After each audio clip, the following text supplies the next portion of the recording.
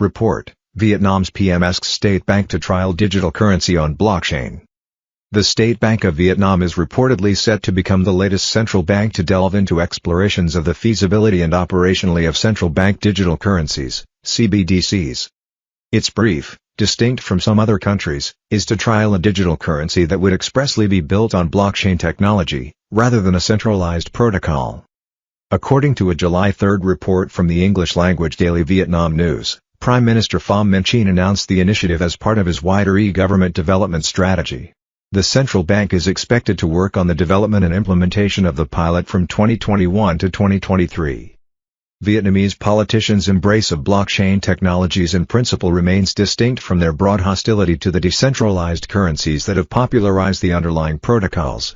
The country banned Bitcoin, BTC, as a means of payment in 2018, while retaining individuals' and enterprises' rights to privately invest in crypto. The ban was soon followed by a directive to credit institutions to restrict services provided to digital currency-related activities in order to mitigate money laundering risks. Despite both moves, there has not been a formal regulatory framework in place for crypto exchanges operating in the country. Since spring 2020, this hostile but relatively offhand approach has begun to shift. In May of that year, Vietnam's Ministry of Finance agreed to establish a research group charged with studying and making policy proposals regarding cryptocurrencies and digital assets.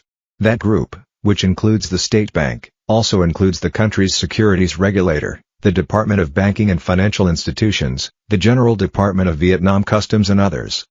Nguyen Phu Nia, Deputy Director of the Institute of Innovation at the University of Economics Ho Chi Minh City, UEH, told reporters that as cashless payments continue to increase in the country, recognition of digital currencies by the State Bank would help to further accelerate this process. In Nia's view, digital money is an inevitable trend and conducting the pilot will help the government to assess the pros and cons of various approaches and to explore appropriate management mechanisms. Related, Vietnam's Ministry of Education to record certifications on blockchain.